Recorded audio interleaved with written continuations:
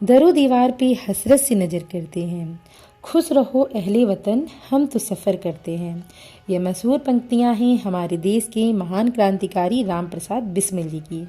यह पंक्तियाँ उन्होंने उस वक्त बोली जब उनको काकोरी ट्रेन एक्शन के चलते फांसी की सज़ा सुनाई गई। तब उनकी उम्र महज 28 वर्ष की थी। श्री राम प्रसाद बिस्मिल जी एक होनहार नौजवान थे। वह एक मशहूर उर्दू शायर थे। उनके अंदर अद्भुत नेतृत्व क्षमता थी। काकोरी ट्रेन एक्शन का उनको मास्टरमाइंड माना गया।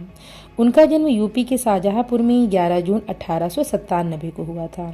वे अपने माता पिता की प्रिय संतान थे। माता पिता ने उनकी शिक्षा पर विशेष जोर दिया, लेकिन उनका मन पढ़ाई में ना लगा।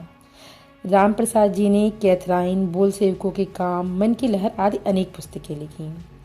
उनको मैनपुरी षड्यंत्र केस का आरोपी माना गया तथा उनके खिलाफ वारंट निकाले गए, परंतु वह नेपाल चले गए, जहां उन्होंने बड़ी कठिनाई से जीवन यापन किया। जीवन निर्वहन की दिक्कतें कुछ ऐसी थी कि कई बार तो घास तक खाना पड़ जाता था, लेकिन भारत माता के प्रति उनका प्रेम कभी भी इतनी कठिनाइयों के बावजूद भी कम न पड़ा। काकोरी ट्रेन एक्शन के तहत उनको फांसी की सजा सुनाई गई। उनको पूरे षड्यंत्र का नेता माना गया। राम प्रसाद जी ने इसी दौरान निज जीवन घटा नाम से लेख लिखे। उसमें वे 16 तारीख को लिखते हैं कि 19 तारीख सुबह 6:30 बजे फांसी का समय निश्चित की हुआ है। कोई चिंता नहीं, ईश्वर की कृपा से मैं बार बार जन्म लूंगा और मेरा उद्देश्य होगा कि संसार में पूर्ण स्वतंत्रता हो, कि प्रकृति की देह पर सबका एक सा अधिकार हो, कि कोई किसी पर शासन न करे। सजा को लेकर अपीलें भी की गईं।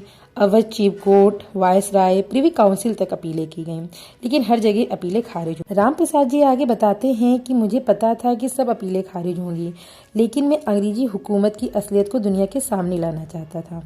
वास्तव में अंग्रेजी हुकूमत का उद्देश्य उन्हें सजा देना नहीं, बल्कि उनसे उनकी देशभक्ति का बदला लेना था।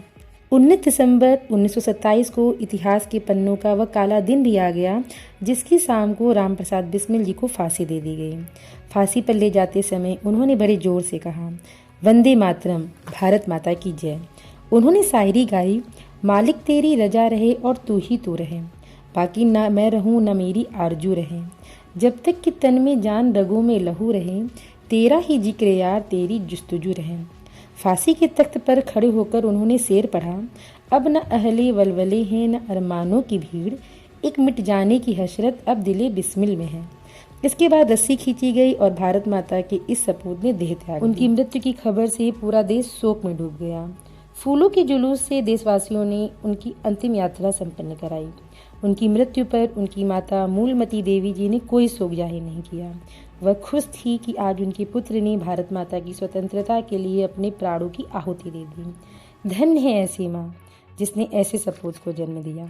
लेकिन ये जरूर शर्मिंदगी की बात है कि ऐसे वीर क्रांतिकारी की माँ का जीवन बेटे के निधन के बाद आर्थिक तंगहाली व बदहाली में बीता तथा इन्हीं परिस्थितियों में मूलमती देवी जी ने सन 1956 में अपने प्राण त्याग दिए। अगर ऐसी वीडियो अच्छी लगे तो प्लीज़ चैनल को लाइक करिएगा, सब्सक्राइब करिएगा। धन्यवाद।